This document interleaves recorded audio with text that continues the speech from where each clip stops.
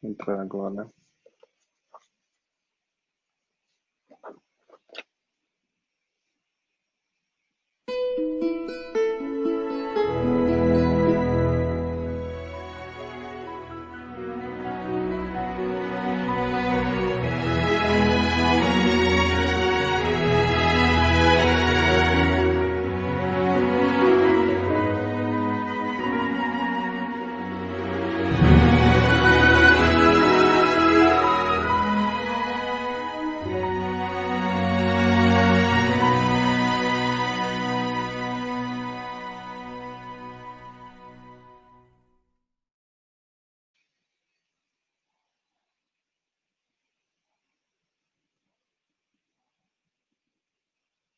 Olá, pessoal, boa noite a todos. Que alegria por estar começando esse estudo hoje.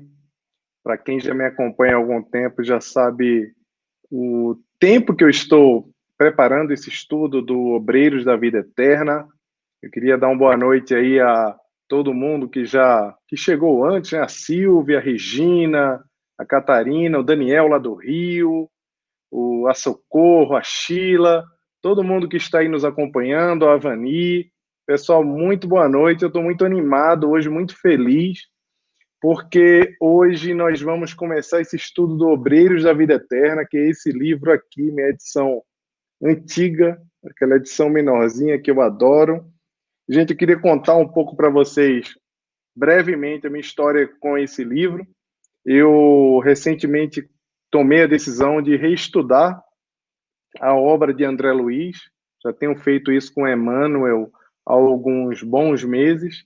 E aí, Obreiros da Vida Eterna era um dos poucos livros do André Luiz que eu não tinha lido ainda.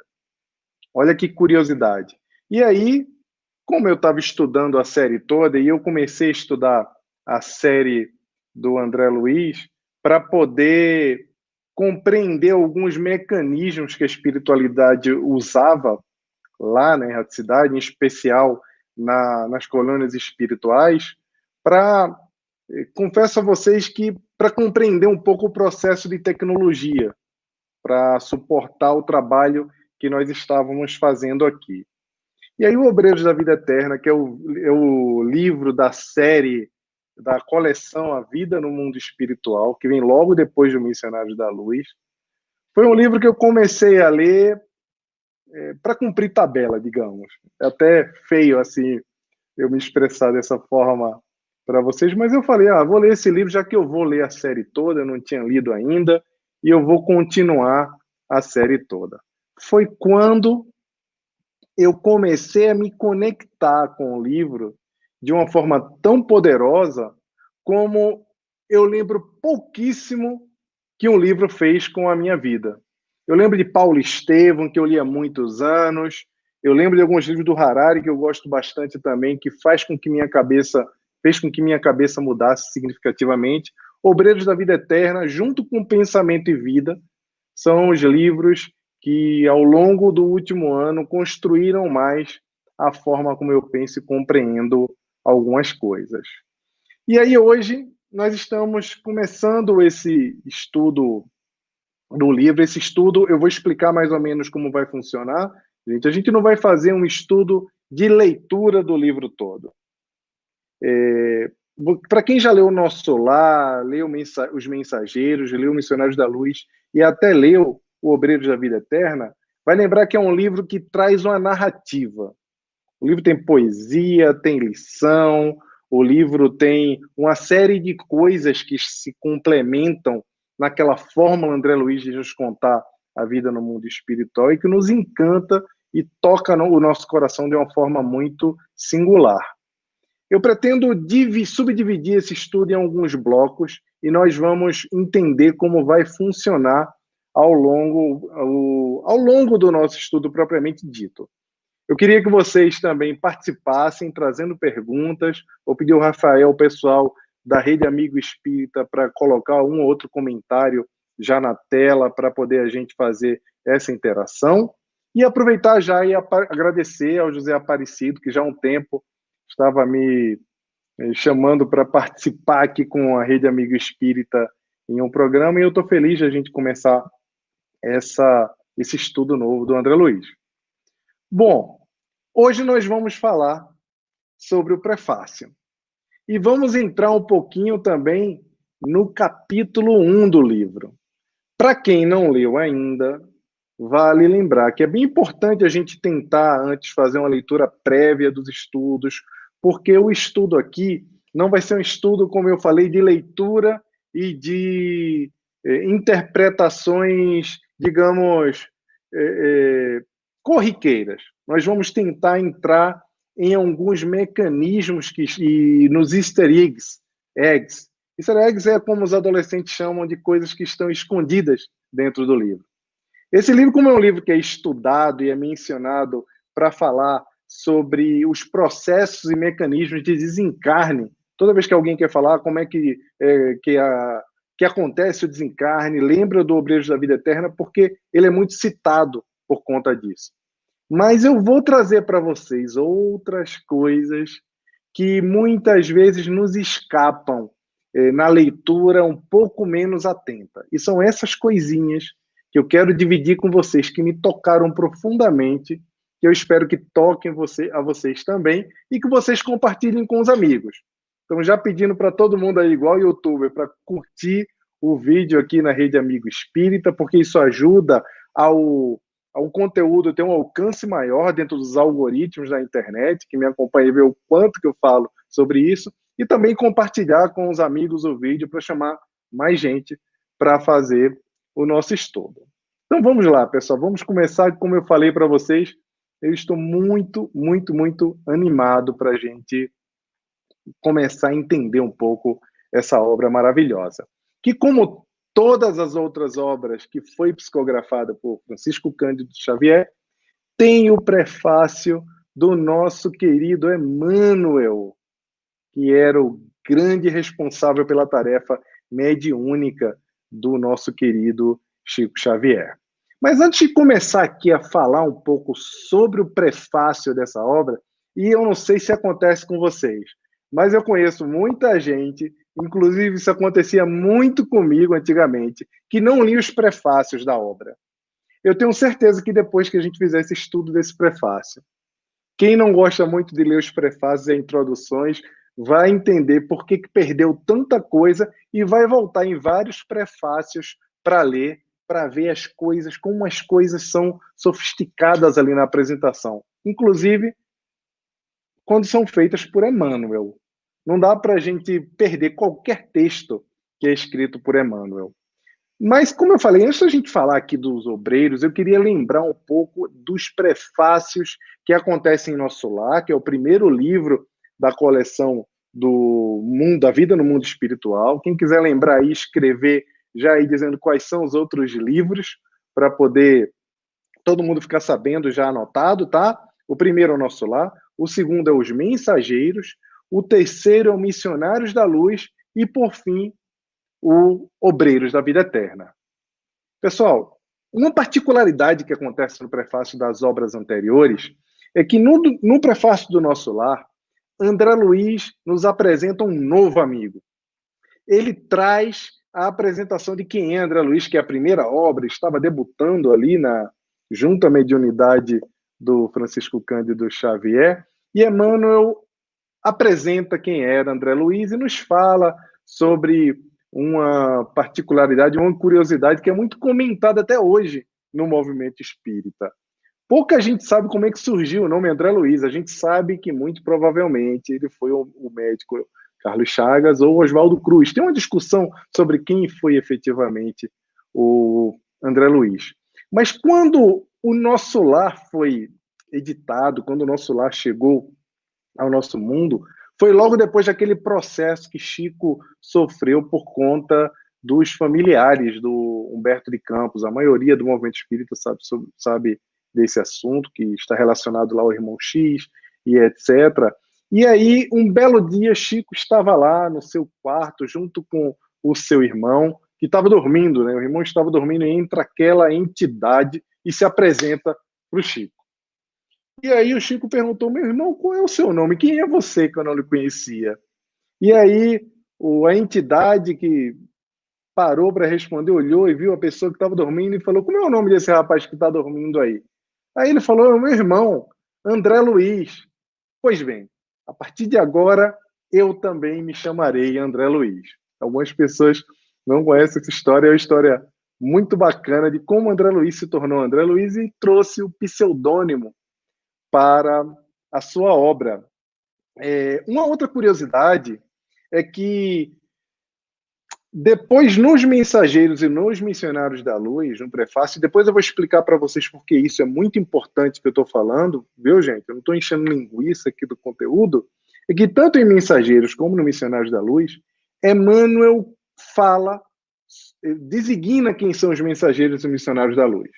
Nos Mensageiros, logo no início do prefácio, ele já fala que os Mensageiros é aquele grupo de entidade que vai com André Luiz visitar as regiões que são visitadas, né, na crosta junto com André Luiz.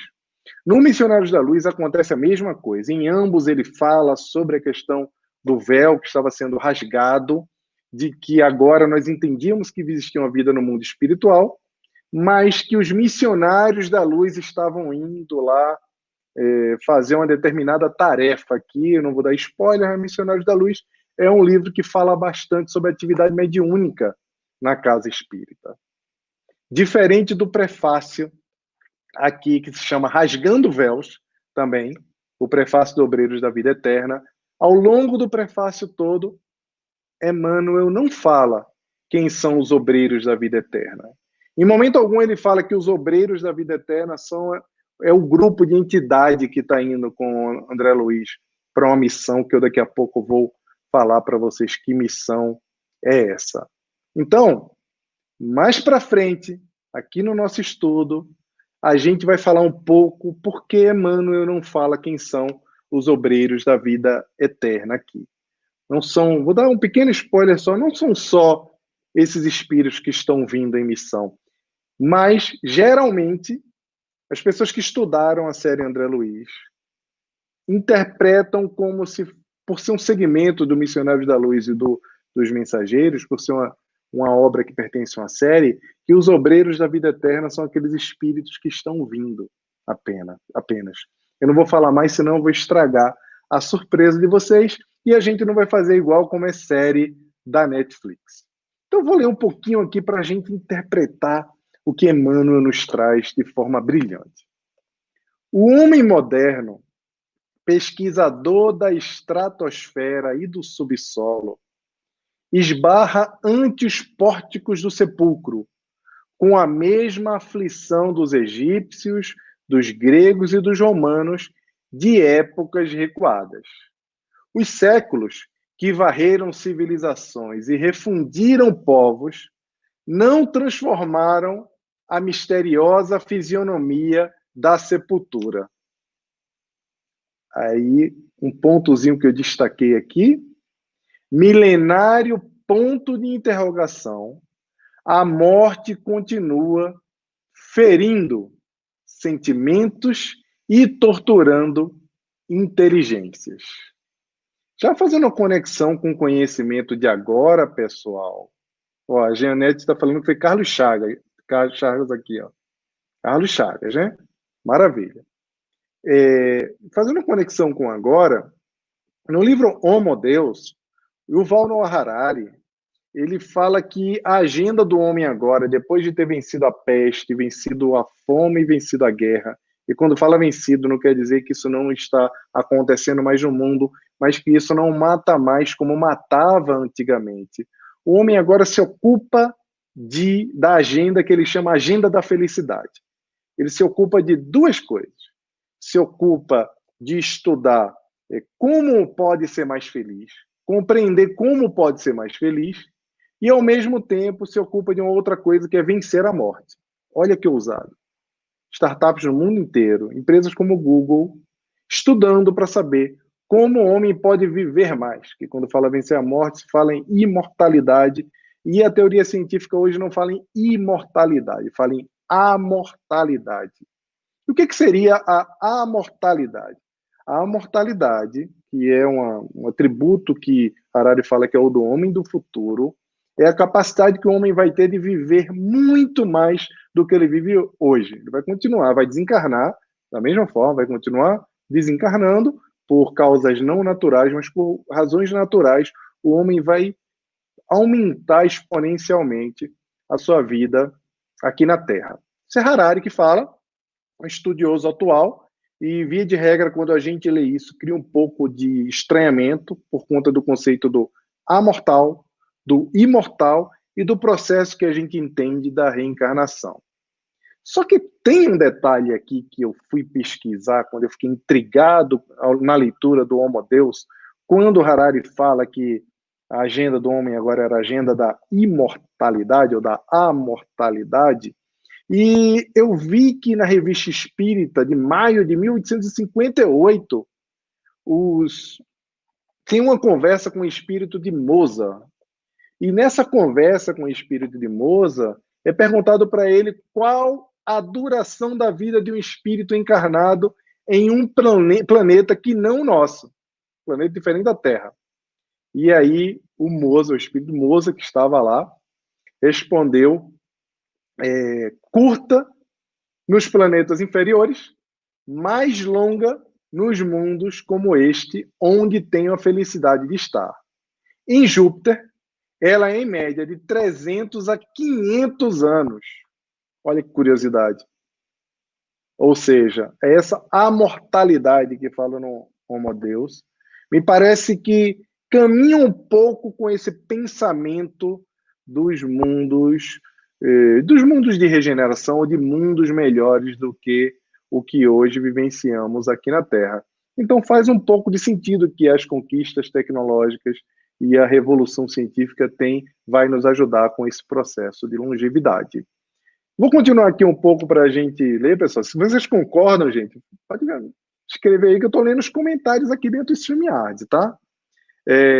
Em todas as escolas religiosas, a teologia, representando as diretrizes de patriarcas veneráveis da fé, procura encontrar o campo emotivo dos crentes, acomodando os interesses imediatistas da alma encarnada. Para isso, criou regras definidas. Olha só que interessante, né? Que essa regiões definidas, não é regras.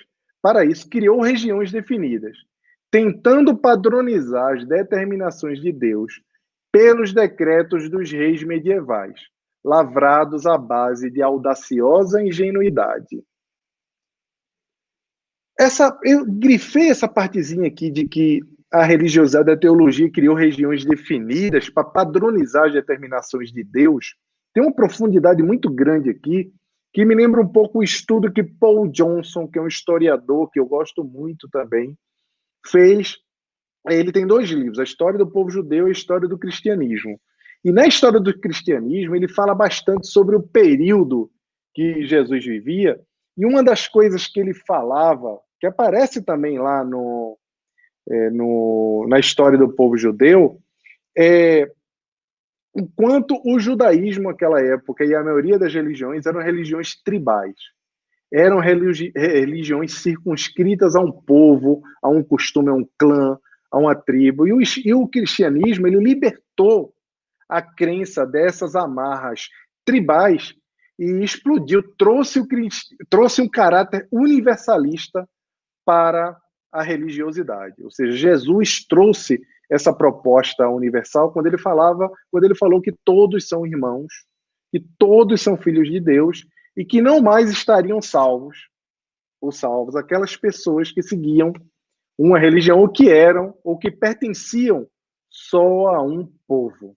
Olha que interessante isso, porque a gente nunca para pensar nessa construção do Deus tribal do passado, do Deus dos povos, e de Jesus trazendo essa proposta universalista num tempo onde as grandes cidades tinham se transformado cosmopolitas, né? As grandes cidades já comportando gente de vários credos, de várias crenças e etc. Acontece um pouco ainda hoje, né, gente? A gente vê muita crença aí, a gente vê gente muito preocupada, que eu até escutei uma história ontem muito bacana lá do Luiz Seguza, né, meu amigo querido, que também é meu editor. estava contando para mim, para a Catarina ontem, minha esposa, que teve uma das netas do Divaldo, chegou para ele e veio falar para ele: você é um homem muito bom, você é um homem muito, muito, eu tenho muita gratidão por tudo que você fez por nós, por todo mundo, mas larga esse negócio de espiritismo, porque você vai para o inferno. E ele olhou e fez: olha isso, sabe? Porque essa pessoa era uma pessoa de uma outra crença, e a gente vê que ainda hoje algumas pessoas acham que a salvação se dá por meio da igreja, ou por meio de um clã, de um povo, o povo eleito, a religião eleita, quando na verdade nós sabemos que fora da caridade não há salvação. Olha, o Fabiano falou que é importante esta conexão do que Kardec registrou e que os modernos cientistas constatam. Daí a confirmação da perenidade e do não imobilismo dos ensinamentos da doutrina espírita. Muito bem, Fabiano. Fabiano, você acredita que eu fui pesquisar esse negócio na revista espírita para poder entender o quanto o Harari estava sendo exagerado com essa coisa da mortalidade e o quanto isso conversava um pouco com o plano de regeneração? E aí eu vi essa mensagem do Moza e eu fiquei muito feliz. Vou seguir aqui, gente.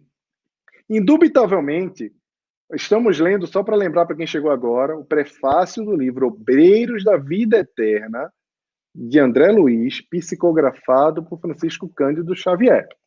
Hoje nós estamos fazendo uma análise aqui dos porquês do prefácio. A gente vai chegar já na parte quente. Indubitavelmente, províncias de angústia punitiva e dor reparadora existem nas mais variadas dimensões do universo, assim como vibram consciências escuras e terríveis nos múltiplos estados sociais.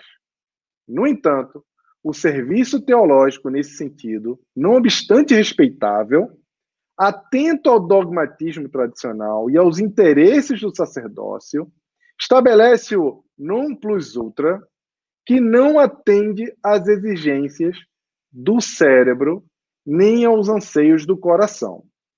Vou adiantar um pouco mais aqui, tá, gente? Agora começa uma parte que me chamou muita atenção nesse prefácio.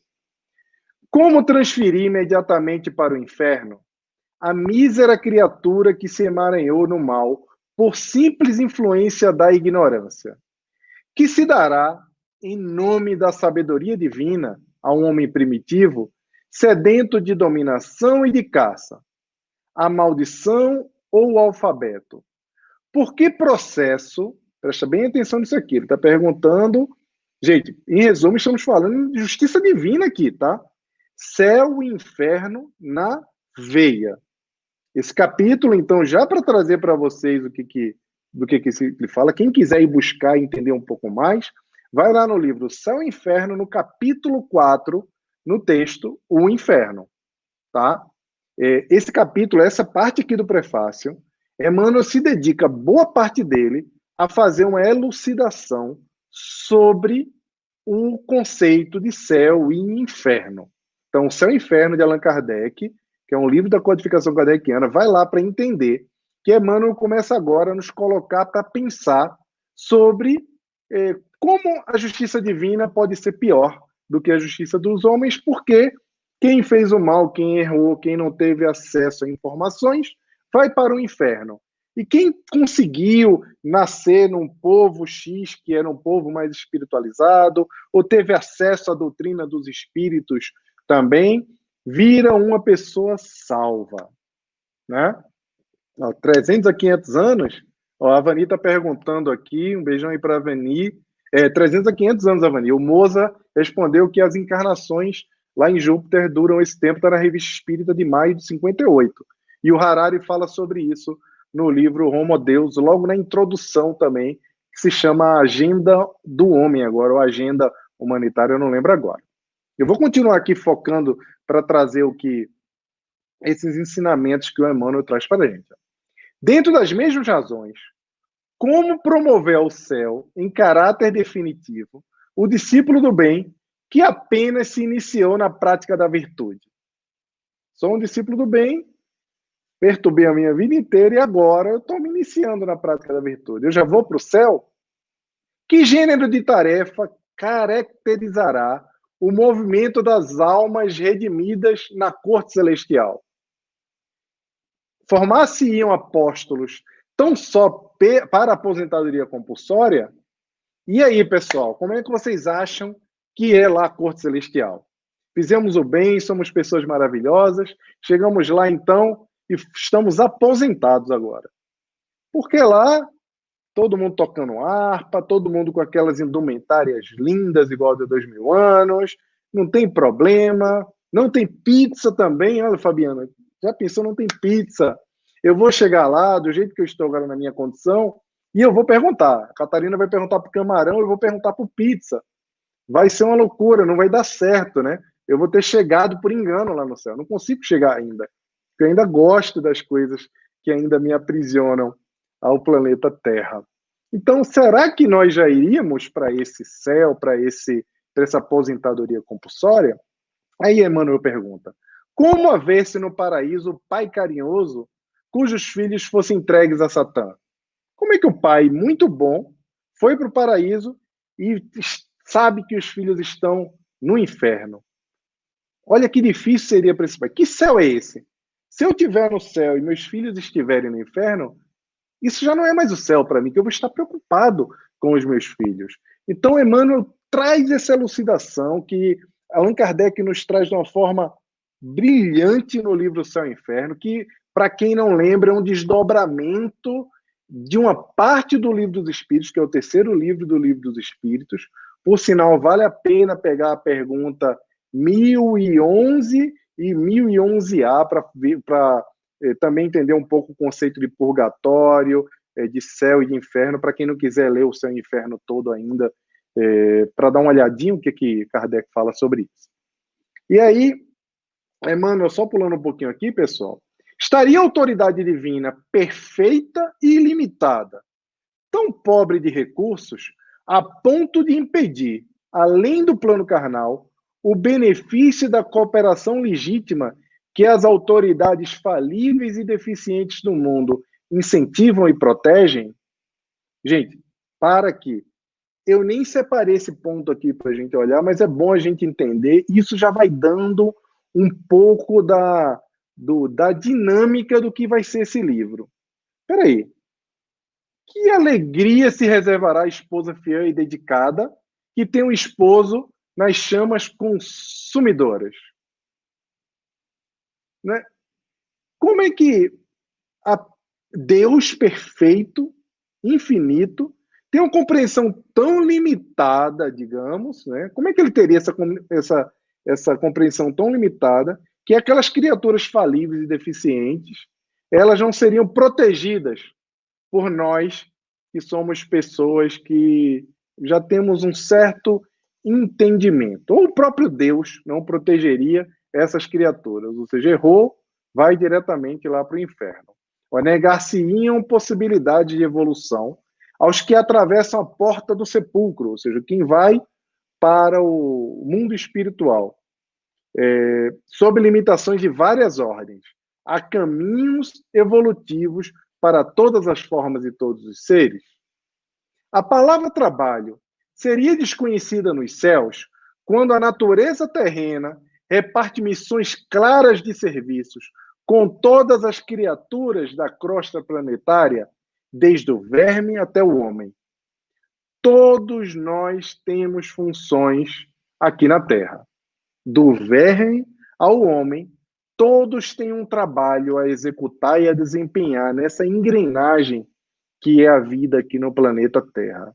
E seria diferente no plano espiritual? Essas pessoas que erraram ou que estão em sofrimento, elas não teriam direito a socorro, a reparação, se as instituições aqui na Terra, o presídio, né, ele foi feito para recuperar pessoas, apesar de algumas vezes ele não cumprir, ou na maioria das vezes em alguns lugares do planeta, ele não cumprir com essa tarefa. E aí ele continua, como justificar um inferno onde almas gemessem, distantes de qualquer esperança, quando entre homens imperfeitos, há um influxo renovador do Evangelho de Jesus Cristo? As penitenciárias são hoje grandes escolas de regeneração e cura psíquica. Emmanuel, de novo, nos trazendo a provocação sobre o entendimento. Como é que pode a justiça divina ser pior do que a nossa justiça? Não faz sentido. Nós já sabemos. Mas por que Emmanuel traz de novo esse ponto aqui no prefácio? A gente já vai ver. E por que meios admitir um céu onde o egoísmo recebesse consagração absoluta, no gozo infinito dos contemplados pela graça? Estou aqui, estou no camarote VIP do céu, e não importa quem está lá sofrendo, porque eu estou de boa. Gente, pelo amor de Deus, isso não faz o mínimo sentido. É bem importante também, quem não é espírita, ver e compreender essa parte do seu inferno, ler no Livro dos Espíritos essas perguntas referentes às leis morais, para poder, porque não faz sentido na cabeça de ninguém que as pessoas podem estar condenadas. Ó, a Márcia está falando aqui, perdi meu pai com Covid há um mês, hoje bateu uma tristeza e uma saudade tão grande. Márcia, muita paz para você, que a espiritualidade amiga o acolha e que vocês possam receber todas as bênçãos, em especial de nós que estamos aqui estudando, que seremos alunos de Asclépios também. Vamos descobrir daqui a pouco quem é Asclépios. Muita paz para você e para sua família, tá? E aí, gente, vamos prosseguir. São interrogações oportunas para os teólogos sinceros da atualidade. Não, contudo, para os que tentam conjugar os esforços da solução do grande e indefassado problema da humanidade, que é a morte. O Espiritismo começou o inapreciável trabalho de positivar a continuação da vida além da morte, fenômeno natural do caminho de ascensão. Presta muita atenção no que eu vou ler agora aqui, pessoal. Esferas múltiplas de atividade espiritual interpenetram-se nos diversos setores da existência. Eu vou ler de novo para vocês refletirem aqui comigo, tá? Nesse ponto. Esferas múltiplas da atividade espiritual, deixa eu fechar aqui, interpenetram-se nos diversos setores da existência. Pessoal, já para começar a falar um pouco aqui sobre o conteúdo do livro mesmo, essa é uma das coisas que esse livro aponta, que ele traz. Esse livro tem 3 grandes ensinamentos. Quem estiver anotando aí, pode anotar, que é aquilo que eu falei no vídeo, que eu vou trazer aqui agora para vocês. Apesar desse livro ser estudado, como eu falei lá no início, para falar um pouco sobre os processos do desencarne, os mecanismos de desencarne, ele tem algumas coisas que precisam ser estudadas, interpretadas e refletidas. E eu subdividi essas coisas. A primeira delas, de ensinamentos que tem aqui, é sobre as esferas múltiplas de atividade espiritual. Como Emmanuel está falando aqui. Esferas múltiplas de atividade espiritual interpenetram-se nos diversos setores da existência. Tá lembrando até a série Dark aqui, ó. Vários mundos convivendo num mundo só. A gente vai falar sobre isso um pouco mais para frente. A segunda coisa, a colaboração amiga entre pessoas que estão entre 2 mundos. Geralmente nós vemos a ação de entes queridos. O que a gente vê geralmente quando tem alguma pessoa que está sofrendo nos relatos que são feitos no plano espiritual? Ou quando alguém desencarna? Geralmente tem um ente querido, um ancestral, um avô. Na verdade, geralmente mesmo é a mãe que está esperando. Aconteceu com André Luiz em nosso lar, e geralmente é a nossa mãe que está lá nos esperando. Não é isso? Vocês notaram que geralmente é a mãe que tem essa atividade? Mas aqui no livro a gente vai ver esse roteiro, esse ciclo de colaboração amiga entre pessoas que estão lá e pessoas que estão aqui. Lembra daquela história que a gente tem uma família espiritual, que a gente tem várias pessoas que são conectadas a gente? Pessoal, tem muita gente lá do outro lado que são ligadas profundamente a gente. E não é esposo, mãe, etc. São espíritos afins.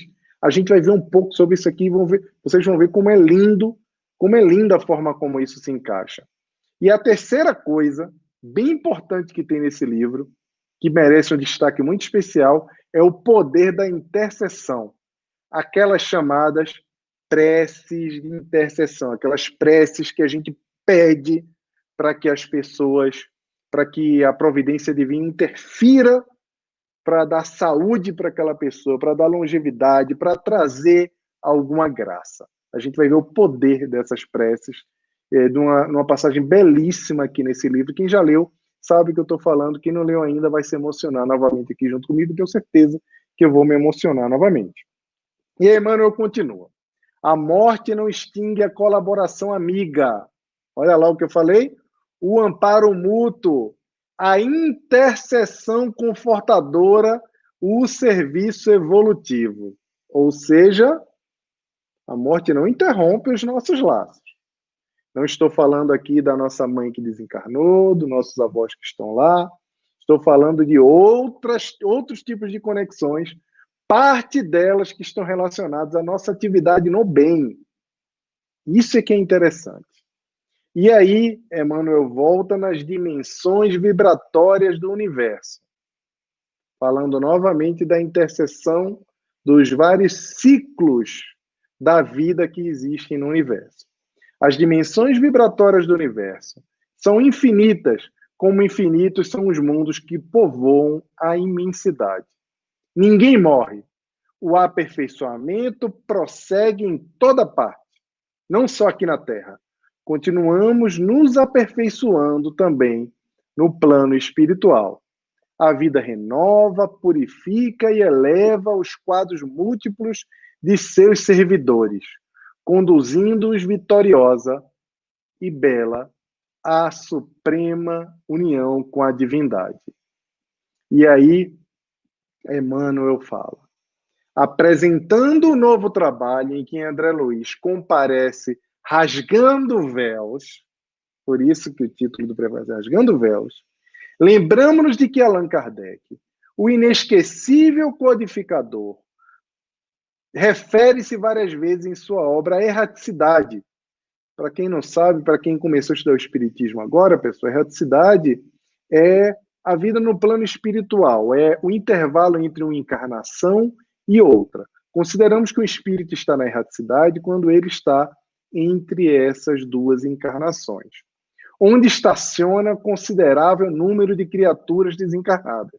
Ou seja, tem muita gente que está na erraticidade. A população aqui encarnada é menor do que a população da Terra que está desencarnada. E ele prossegue. Acresce notar, todavia, que transferir-se alguém de esfera carnal para a erraticidade, e aí atenção pessoal, nessa leitura aqui, que é uma leitura que fala sobre aquela coisa do mecanismo do desencarne, transferir-se alguém da esfera carnal para a erraticidade não significa ausentar-se da iniciativa ou da responsabilidade, nem vaguear em turbilhão aéreo sem diretivas essenciais. Transcrevendo, desencarnar não é sair do corpo e ficar o léu voando no espaço. Existe um critério, e Emmanuel traz no mesmo critério, observaríamos os que renascem no plano denso, como pessoas transferidas da vida espiritual à materialidade, nós, espíritos que encarnam, ele quer dizer, André Luiz, Emmanuel, não simbolizando semelhante figura qualquer imersão consciente e estúpida nas correntes carnais. Ou seja, na linguagem popular, ninguém reencarna de bolo. Vai, entra aí, eu caí aqui. Família nova. Ai, meu Deus, aonde? Brasil de novo? Não, pelo amor de Deus. Não é assim. As coisas seguem uma lei, são planejadas. O processo do desencarne não é cair no limbo. Há uma ordem dos processos naturais. E um dos grandes objetivos desse livro, o quarto, é mostrar como acontecem esses mecanismos do desencarne. Como acontece aos que chegam à crosta. Os que saem dela, daqui da Terra, encontram igualmente sociedades e instituições e templos e lares, onde o progresso continua para o alto. Lembrando de Nosso Lar. Quem não leu Nosso Lar, leia de novo. Eu e a Catarina, a gente viu Nosso Lar, o filme, essa semana novamente. Se emocionou novamente. É incrível como o livro, o filme é muito bem feito, mas o livro é muito mais detalhado e inspirador. E Emmanuel prossegue. No limiar deste livro, portanto, cumpre-nos declarar que André Luiz procurou fornecer notícias das zonas de erraticidade que envolvem a crosta do mundo, em todas as direções. Ou seja, nos múltiplos ciclos da Terra. Lembra de novo lá? Múltiplos ciclos. A gente vai olhar sobre isso um pouco mais para frente. Anotem isso aí. Comentando os quadros emocionais que se transportam do ambiente obscuro para as esferas imediatas, as cogitações e paixões humanas. Mais uma vez, esclarece que a morte é campo de sequência sem ser fonte milagreira, que aqui ou além o homem é fruto de si mesmo. Não tem isso de desencarnou, já sabe tudo, já vê tudo, já tem poder, já consegue interpretar o futuro, as leis divinas. Nós continuamos sendo os mesmos quando desencarnamos. Vou pular aqui um pouquinho para chamar a atenção para a parte final. Naturalmente, a estranheza visitará os companheiros menos avisados. E o sorriso irônico, sem dúvida, na boca, quase sempre brilhante, dos impenitentes incorrigíveis. Quem já foi falar sobre a vida no mundo espiritual? Quem já teve uma conversa para falar que espíritos existem, André aí do Espiritista Nerd. Quem já foi falar com a família explicar a reencarnação e já teve aquelas boquinhas assim, olhando de lado, como Emmanuel está falando? Levanta a mão aí, pessoal. Fala aí, eu. Quem já foi explicar sobre a imortalidade da alma e recebeu esse sorrisinho irônico que Emmanuel fala aqui? Levanta a mão aí que eu quero saber se mais alguém está comigo. Ele sorrindo assim, maluco, que espírito que nada. E quem já recebeu? Fala aí para mim se já recebeu esse sorrisinho irônico, né? Se já rolou com vocês. E aí, Emmanuel nos deixa aquele conforto, né? Emmanuel do coração. Não importa, porém. Não importa. Jesus, que é o Cristo de Deus, recebeu manifestações de sarcasmo da ignorância e da leviandade. 3 pontinhos. Por que motivo nós outros, simples cooperadores de outro mundo, teríamos de ser intangíveis? E aí, Regina, Daniel, Sila, Socorro, André, Fabiano, Catarina, Eliana, Vani. E aí, gente, em algum momento vocês já ficaram desanimados porque receberam sarcasmo ou manifestação de ignorância, de leviandade de alguém, porque vocês trouxeram alguma coisa nova. Aparecido mesmo agora, estava com o André numa live agora falando sobre o trabalho sério, quando foram falar desse trabalho sério da estrutura digital. Já ouviram alguém ridicularizar a Dalgisa? E aí, já ouviram? Por que vocês acham que vocês não iam ouvir se o Cristo de Deus recebeu manifestações de sarcasmo e da ignorância? E nós, simples cooperadores do outro mundo, achamos que somos intangíveis. Pessoal, prossiga. Eu ia falar isso, eu não tinha nem lido aqui, que é o que o Emmanuel está falando. Prossigamos, pois, no serviço da verdade e do bem, cheios de otimismo e bom ânimo, a caminho de Jesus, com Jesus. Pedro Leopoldo, 25 de março de 46. 46 para agora, e olha o que é isso, Emmanuel já estava deixando esse recado para a gente, né? Pessoal aí do Mundo do Jovem Espírito, saí da entrevista com o Zé e com o André e vim correndo para cá. Obrigado, gente. Jailton aí, meu amigo, ó, da Juventude Espírita, não vou dizer há quantos anos, então vocês vão descobrir minha idade.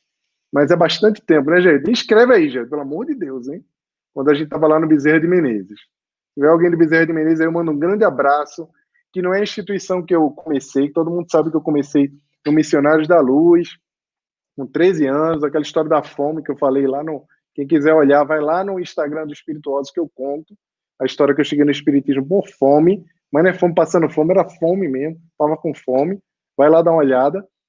Mas o Bezerra de Menezes foi a casa que eu trabalhei muitos anos, casa que tem uma juventude espírita, que tinha 60, 70 pessoas muito sérias. Jailton era uma dessas pessoas que estudou comigo, e a gente estudava junto e ainda ia para o centro junto. Passava muito tempo junto. Um abração, Jailton. E aí eu já vou começar um pouquinho, gente. Hoje a gente vai até umas 9h15, né? A partir da próxima semana a gente vai fazer em 1 hora, porque hoje a gente vai começar o capítulo 1 também. E aí no capítulo 1, que chama-se Convite ao Bem, tem uma série de coisas já que eu vou trazer para todo mundo ficar curioso e correr para ler o Obreiros da Vida Eterna. Esse início, para quem lê desatento, vai ver muita poesia só. É lindo. Se você escuta, então, na voz dos meus amigos, que eu quero conhecer assim muito, eu vou agora fazer junto com o Rossandro o programa lá na TV7, aos domingos, né? Domingo sim, domingo ele e outro domingo sou eu. Eu vou tentar trazer o pessoal lá os Jericó, né? O grupo Jericó, que faz as radionovelas, que eu sou fã. E aí, na voz deles, então, Convite ao Bem, na voz lá da narração, é muito poético.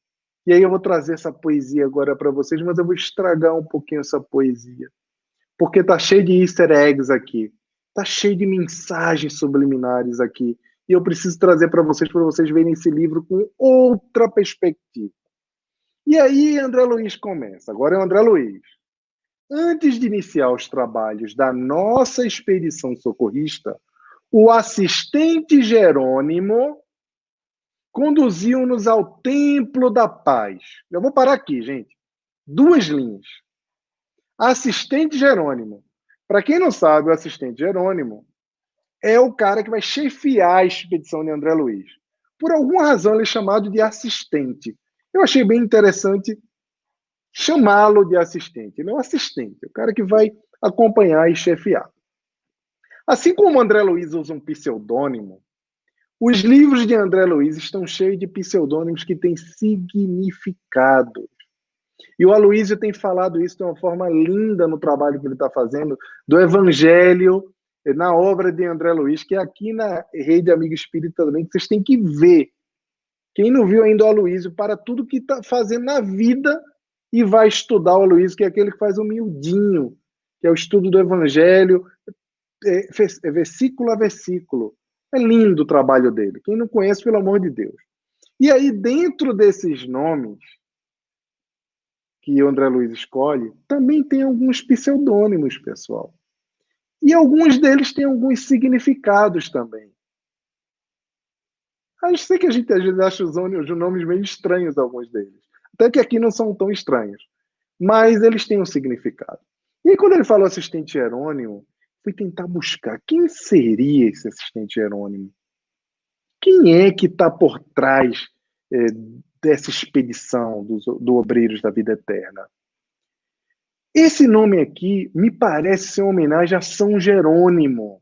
Depois vocês deem um Google aí, ou quem conhece um pouco da estrutura da história da igreja, que ele é muito conhecido por ter feito uma tradução da Bíblia para o latim. Um religioso assim de muita importância, porque foi a primeira pessoa que traduziu a Bíblia para o latim, e o latim era uma língua muito falada, né? Uma língua que era mais conhecida em outros lugares e tira um pouco daquela questão da construção do conteúdo tribal daquela informação. Inclusive, essa tradução era conhecida como Vulgata. E ele também fez muitos comentários, ele era muito conhecido pelos comentários que ele fez sobre o Evangelho dos Hebreus. São Jerônimo. Gente, eu estou dizendo que o assistente Jerônimo é São Jerônimo? Não. Estou dizendo aqui que pode ser que essa entidade seja a entidade São Jerônimo. E depois a gente vai entender, quando a gente for vendo as outras entidades, ou alguma entidade que traz uma homenagem a alguma personalidade, ou alguma entidade que o André Luiz quer homenagear com esses pseudônimos. Assim como ele usa o pseudônimo, ele também brinca, entre aspas, com os outros pseudônimos. E aí, voltando aqui ao trecho, o assistente Jerônimo conduziu-nos ao Templo da Paz. Opa, para lá. Templo da Paz? Espera aí. O Templo da Paz que fica na zona consagrada ao serviço de auxílio.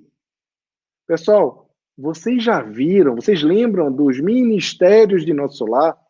Aí quem não lembra, vai lá ver o filme quando acabar aqui, vai lá ver o livro, pega o mapa para dar uma olhada.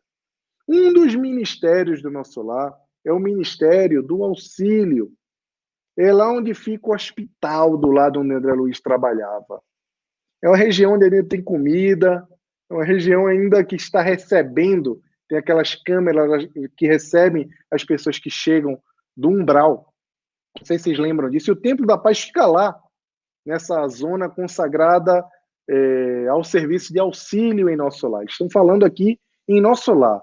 Mas o Templo da Paz, eu não lembro do Templo da Paz em Nosso Lar, pelo menos eu não estou lembrando aqui. Mas aí eu fui lembrar o que André Luiz está querendo trazer, chamando esse templo aqui do Templo da Paz. Eu já fui, e quando eu visitei Roma, eu lembro que o Fórum lá da Paz, ele era conhecido antigamente também como o Templo da Paz. Então, tudo indica que André Luiz aqui, falando desse Templo da Paz, onde eles vão ver um discurso, é uma homenagem a esse Templo da Paz. Esse Templo da Paz, ele foi construído depois do triunfo celebrado na vitória da Guerra Judaica. E ele foi dedicado à Pax Romana do Império Romano, que era resgatado depois de Nero. Você sabe, quando Nero veio, o negócio ficou feio, a Pax Romana foi interrompida. Para quem quer entender um pouco sobre a Pax Romana, esse período maravilhoso, ele é narrado de uma forma linda por Humberto de Campos no livro Boa Nova, que é psicografado também por Chico Xavier, que fala um pouco sobre esses obreiros da vida eterna que estão por toda parte, aqueles anônimos que prepararam o mundo para receber a aproximação das esferas do Cristo. Dá uma olhada lá, capítulo 2 do livro Boa Nova, é lindo de ler.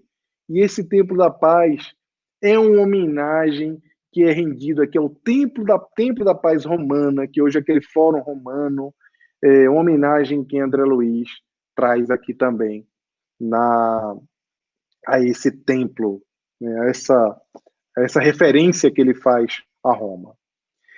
E aí André Luiz continua. Onde esclarecido instrutor comentaria as necessidades de cooperação junto às entidades infelizes nos círculos mais baixos da vida espiritual que rodeiam a crosta terrestre.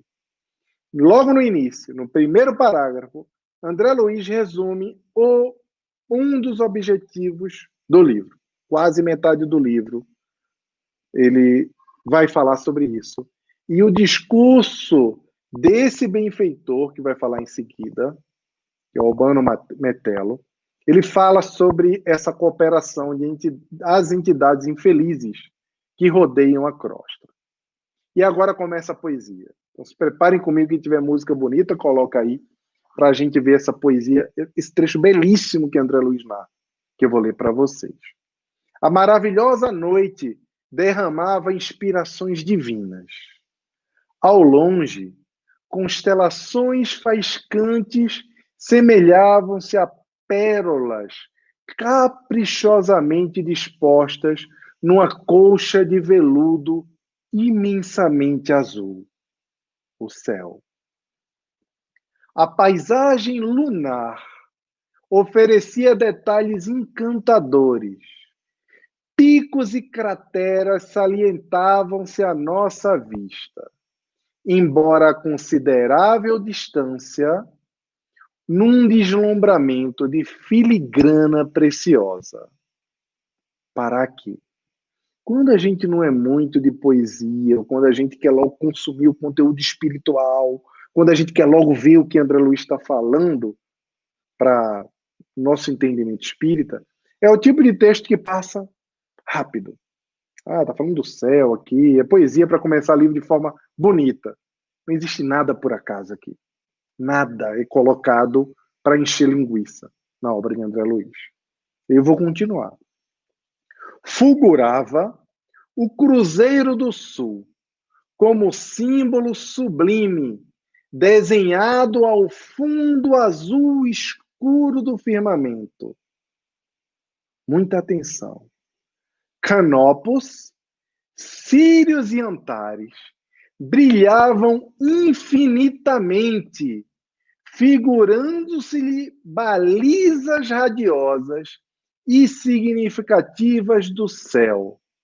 A Via Láctea dando-nos a impressão de prodigioso ninho de mundos. Parecia um dilúvio de moedas resplandecente, a se derramarem de cornucópia gigantesca e invisível. Pessoal, Canopus, Sírios e Antares, lendo de novo, brilhavam infinitamente, figurando-se nos balizas radiosas e significativas do céu. Vou dar um stop aqui para falar um pouco sobre esse trecho. Gente, eu gosto muito de astronomia. Gosto bastante. Já li Stephen Hawking quando era moleque. O Jailton também gosta muito também. Gosto dos planetas, tenho um fascínio por tudo isso. Eu não fazia ideia o que era Canopus, Sírios e Antares. Alguém aí faz ideia? Escreve aí para mim, por favor. Alguém aí, por favor, que está assistindo. Gente, Jaime, Canopus, Sírios, Antares, deixa eu falar um pouco aqui para você. Eu achava que isso aqui era uma sofisticação lírica que André Luiz estava fazendo. Mas eu sou curioso. Quem me conhece sabe que eu sou curioso. E eu falei, deixa eu ver que danado é isso aqui. Desculpa a expressão, pessoal, mas foi o que eu fui fazer. Que danado é Canopus, Sírios e Antares, que brilhavam infinitamente, figurando-se balizas. Eu vou falar para vocês.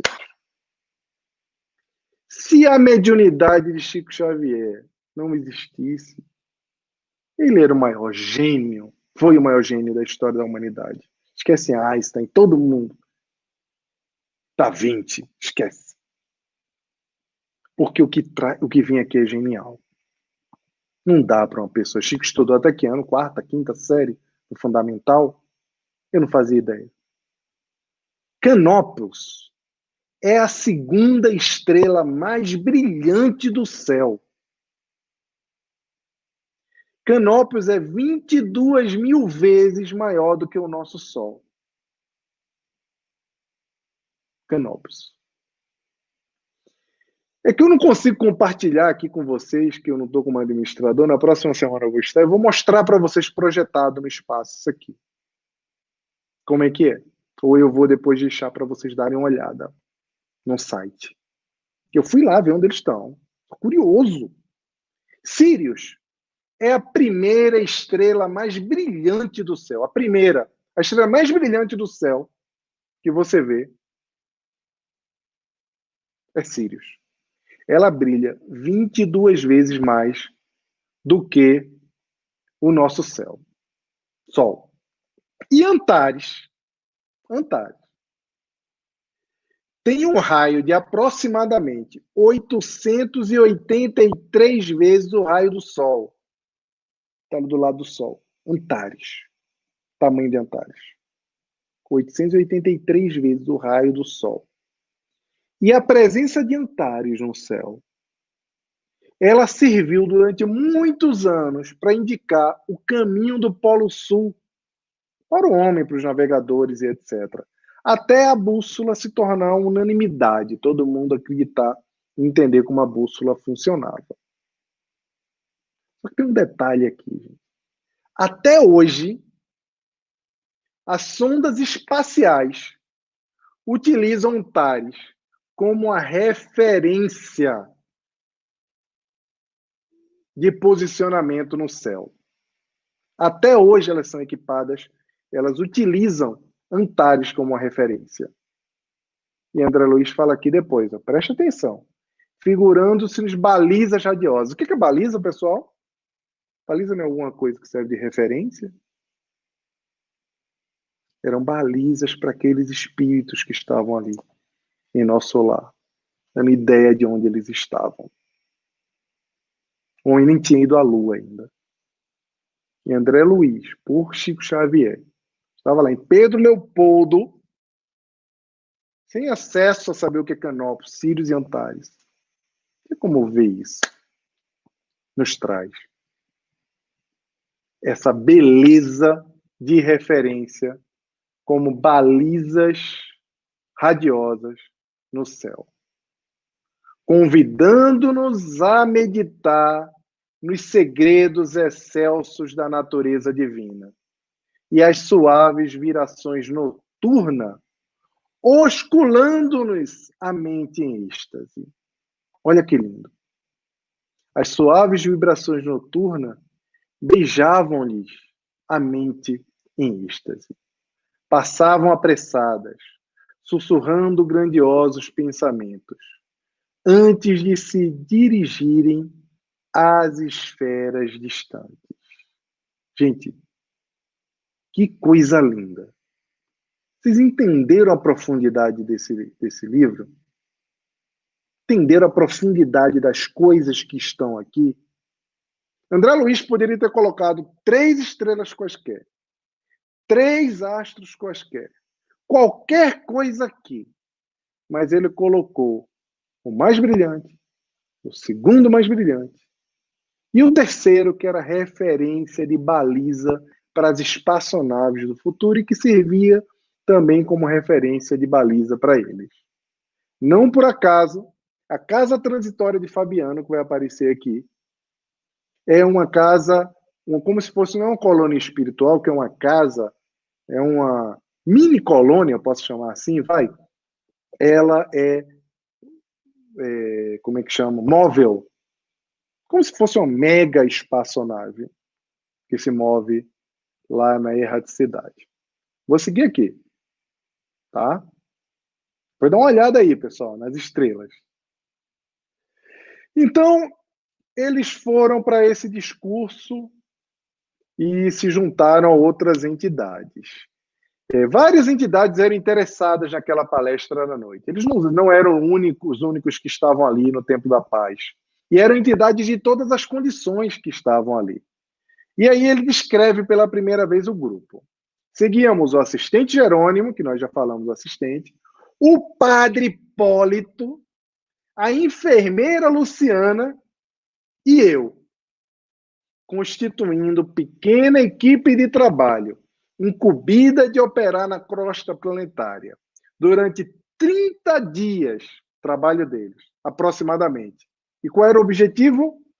Era o auxílio e estudo com vistas ao desenvolvimento espiritual deles. Esse é o principal objetivo da expedição. 30 dias na crosta para auxiliar e estudar para ajudar no desenvolvimento espiritual deles. Mas ao tô lá, São Jerônimo, Padre Hipólito, a enfermeira Luciana e André Luiz. E aí, Jaime, você não vai falar do Padre Hipólito? E aí, vocês querem que eu fale no Padre Hipólito, pessoal? Fala aí para mim. Vocês querem saber quem era o Padre Hipólito? O que tem por trás desse nickname aqui, desse apelido, desse... Como é que chama quando... pseudônimo do Padre Hipólito. Alguém quer saber? Fala aí para mim. Se quiser saber, eu volto e eu vou falar um pouco aqui do Padre Hipólito. Tá bom? Jerônimo, o orientador transitório, exato, Jailton, muito bom. Casa transitória de Fabiano, uma nave. Depois a gente vai ver lá na frente. Jerônimo, o orientador de nossas atividades pela nobreza de sua posição, já está falando que é um espírito nobre. Maria de Fátima quer saber quem é o Padre Hipólito. Eu vou falar. Lembra lá o assistente? Pela nobreza de sua posição, percebendo-me curioso, perante as movimentações e as conversas que estavam tendo lá, ele explicou gentil. Muito justa a atenção em torno do assunto. Admito que quase a totalidade das pessoas que estão aqui, dos interessados, integram comissões e agrupamentos de socorros as regiões menos desenvolvidas. Jerônimo diz para André Luiz, ele tentando entender quem estava ali, que todo mundo que estava ali eram grupos que iam trabalhar em regiões menos favorecidas. Em regiões perto do umbral mesmo, perto da crosta, iam lá na região pesada, pessoal. Regina, eu vou falar agora do Hipólito, tá? Para vocês ficarem agora... Não tem a casa aqui nesse livro. Esse livro aqui não é para fraco. Então vamos lá, né? Padre Hipólito. Quem foi o Padre Hipólito? O Padre Hipólito de Roma foi o mais importante teólogo do século III, na Igreja Antiga em Roma. Ele era considerado um antipapa, um padre radical, pouco dado ao perdão. Um padre ruim, gente. O padre não queria saber de perdoar, não. Ele era antipapa. Talvez a gente tenha explicação, e olha, eu não estou dizendo que essa entidade é o mesmo Padre Hipólito. Eu estou falando que esse pseudônimo está sendo utilizado para explicar uma persona de um ex-padre, que é o Padre Hipólito, que vai com o André Luiz, e vai ter uma razão de ter um ex-padre nessa expedição. E por que um padre nessa expedição? Vocês vão entender mais na frente. E por que o Padre Hipólito, lá na frente, daqui a algumas semanas, a gente vai ver por que essa persona, Padre Hipólito, é esse antipapa, esse padre que é duro, radical, que é contra o perdão. Vocês vão ver que tem um porquê lá na frente nas interações. E aí, andando um pouquinho mais, André Luiz começou a olhar nas fileiras, tinha os jovens, tinha o velho, tinha todo mundo. E começou a palavra o instrutor Albano Metello. E aí não me perguntem quem era Albano Metello. Albano Metello não tem referência nenhuma ao Albano, só se sabe que Metello é um sobrenome romano, e André Luiz, mais uma vez, traz aqui o sobrenome de uma família romana. E ele começa o seu discurso, que é um discurso belíssimo, que a gente vai começar aqui e vai continuar na próxima semana, que é um discurso muito rico, incrível. Quem quiser já lê em casa para a gente poder conversar aqui na próxima semana. Mas quem era Albano Metello aqui? Era um campeão, olha que curioso essa palavra que o André Luiz usa. Era um campeão das tarefas de auxílio. Tem algum campeão nas tarefas de auxílio aí, pessoal? Pessoas que, ele é o campeão de tarefas de auxílio aos ignorantes e sofredores nos círculos imediatos à crosta terrestre. E aí, tem algum campeão nessas tarefas de auxílio? Aí a gente para, bicho, falta muito para ser um campeão da tarefa de auxílio. Ele era o campeão nessa tarefa de auxílio a ignorantes e sofredores nos círculos próximos à crosta. Círculos de sofrimento, óbvio. E todo mundo estava ali para ouvir o campeão falar. Era o cara, o maior especialista. E aí, uma outra coisa que eu coloquei aqui, gente, que eu achei interessante, é que nesse momento vagavam no ar suaves melodias precedendo a palavra orientadora. Aí vem depois, flores perfumosas, ornamentando o ambiente, flores embalsamavam a nave ampla. Pessoal, vagavam no ar suaves melodias. Hein, Rose? Rose, como é que pode? Não tem instituição que diz que não pode ter música dentro da casa espírita? Como é que lá, antes de um discurso de um campeão da tarefa de socorro, um espírito assim que vocês vão ver de uma sabedoria incrível, numa reunião especial, tinha música antes, suaves melodias, e a gente ainda encontra hoje uma discussão se tem que ter arte espírita, se tem que ter melodias dentro da casa espírita. Pelo amor de Deus. Quem não gosta de música é porque nunca escutou aquela música lá, a música evangélica que eu escuto, que eu amo, que é a música do Como Zaqueu, né? Quem não ouviu ainda, quando acabar aqui, coloca. Eu não sei, o nome é até outro, né? Eu vou perguntar a Catarina que ela sabe o nome, eu não sei não. É Como Zaqueu, é. Coloca Como Zaqueu que vai aparecer no Spotify. É uma música evangélica, mas é linda. E aí, depois, começa a se ouvir um coro, um hino de glória aos servos fiéis. Eu não vou ler um hino aqui, que é um hino um pouco longo, eu queria que vocês lessem antes de dormir, que é lindo. Ele pede bênção pelos fiéis, pelos mensageiros da paz. É lindo o hino. É lindo, lindo, lindo. É um hino, nossa, emocionante. E aí, depois que acabou o hino, o Albano fala assim, em silêncio ele olha, de olhos molhados, ficou emocionado.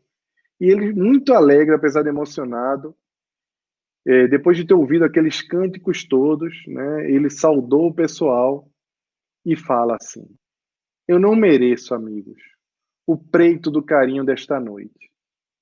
Não tenho servido fielmente aquele que nos ama desde o princípio. Para tudo. Estou parecendo aquele Marcos Mion quando ele ficava analisando aquele videoclipe, lembra? Nos anos, quem é mais antigo aí vai lembrar dos anos 90. Para! Aquele que nos ama desde o princípio. Quem é aquele que nos ama desde o princípio? Que ele não está servindo tão fielmente. O campeão não tem servido fielmente aquele que nos ama desde o princípio.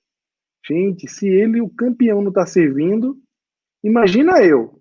E vocês aí? Tem alguém que está servindo mais do que o campeão? Eu tô. Gente, eu não sei o que fazer. O campeão não está servindo. E aí, pessoal, quem é aquele que nos serve desde o princípio? A caminho da luz de Emmanuel. Pega lá, ou vai numa palestra que eu falo sobre essa reunião das entidades angélicas, ou entidades, comunidade de espíritos puros, que se reuniram 2 vezes aqui na Terra, a qual Jesus pertence a essa comunidade. São os espíritos da esfera crística. Lembram lá das interseções esféricas? Depois a gente fala sobre isso de novo. Vamos voltar lá quando a gente falar sobre as Clépios. Mas quem é que estava aqui desde o princípio?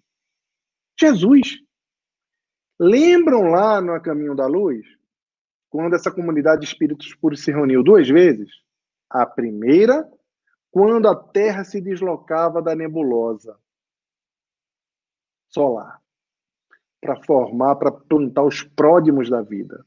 E na segunda, para definir a vinda de Jesus ao planeta Terra. Depois dá uma olhadinha nessa referência. Quem estava desde o princípio aqui era o Cristo. É assim que ele fala, para lembrar que Jesus, desde o início, estava ao nosso lado, desde o processo de formação da Terra. Então, pessoal, a gente vai parando por aqui hoje, né, com esse início do discurso dele, dizendo que não merece, porque não tem servido fielmente a Jesus. E ele já emenda, dizendo que a personalidade dele não interessa, que ele veio falar sobre os singelos trabalhos nas regiões espirituais ligadas à crosta terrestre. E na próxima semana a gente vai entender um pouco os highlights, os pontos principais do discurso desse campeão do serviço espiritual, e a gente vai entender por que ele faz esse discurso. Tem uma razão também de começar com esse discurso. E tem uma lição aqui enobrecedora para todos nós. Em especial quem ultimamente tem andado intolerante com as pessoas que pensam diferente da gente. A gente tem ouvido bastante aí que muita gente vive na escuridão, não entende como as coisas estão funcionando, que estão apoiando agendas que não são agendas legais. Mas espera aí. Nós que somos, que servimos aquele que estava aqui desde o princípio, temos a obrigação de servirmos aqueles que ainda não compreendem a vida como nós compreendemos. Então, pessoal, como eu prometi para vocês, hoje a gente ia ficar só 1h15. Na próxima semana a gente volta aí com o discurso do nosso querido campeão dos serviços. E aí, quem não leu ainda, leiam o prefácio novamente com o que eu falei. Pesquisem essas estrelas magníficas e deixem os seus comentários. Se alguém tiver alguma pergunta, eu ainda vou responder uma pergunta ou 2 perguntas antes de concluir. E na próxima semana a gente vai concluir o convite ao bem e já começa a estudar o 2º capítulo, que é no Santuário da Benção. A gente vai estudar os highlights, então leiam, porque eu não vou ler tudo, né, Luiz? Como eu falei para vocês, grande abraço aí para o meu amigo Luiz. senão a gente fica aqui uma leitura dinâmica. Eu quero trazer os highlights para nós estudarmos e vocês trazerem também as percepções de vocês. Tá? A Geni, a Dalgisa, Mariângela, Daniel, Rosângela, Regina, minha querida amiga, Maria de Fátima, todo mundo, Serginho, todo mundo, Jailton, todo mundo que esteve com a gente aqui agora. Pessoal, aproveitando, quem ainda não curtiu o vídeo, curte o vídeo, compartilhe esse vídeo com os amigos, curtam também a página da Rede Amigo Espírita e muita paz. Vamos continuar o nosso estudo aqui. Quem gostou, compartilhe com os amigos para na próxima semana a gente voltar aqui com essas coisinhas. Eu espero que vocês tenham entendido um pouco desses pormenores que vão ter no livro, como é que vai ser a pegada desse estudo, porque a gente não vai só ler aqui e falar do que está sendo falado por André Luiz, a gente vai entrar lá profundamente nessa compreensão. E na próxima semana eu vou mostrar ao vivo aqui as estrelas para vocês. Alguma pergunta? Pelo que eu estou vendo aqui, não guardem as perguntas para a próxima semana, que na próxima semana a gente vai trazer aí as novidades. Tá? Jaime, xará meu aqui. Grande abraço, pessoal. Muita paz. Luiz, muita paz. Rose também, estou com saudade aí dessa casa que eu adoro ir aí falar. Eu acho que é a casa que eu mais gosto de ir. É energia incrível a casa de vocês. Regina também, um grande abraço. Muita paz a todos.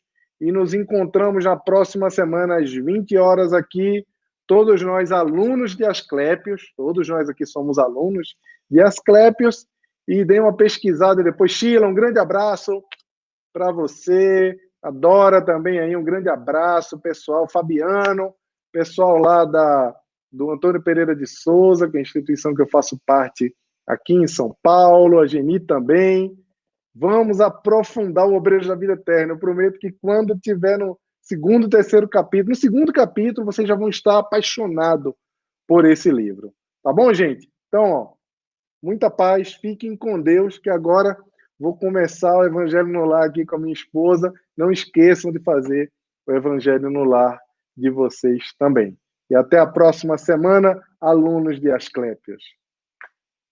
1 milhão de amigos. É o que a Rede Amigo Espírita deseja conquistar em seu canal no YouTube. E você, amigo espírita, pode ajudar. Convide 5 amigos para se inscreverem em nosso canal e ligarem o sino de alerta. Além de atingir a meta de 1 milhão de amigos, todos serão sempre avisados de novos vídeos e transmissões ao vivo no YouTube. Acesse agora raitv.com.br. Rede Amigo Espírita, divulgando, instruindo e unificando.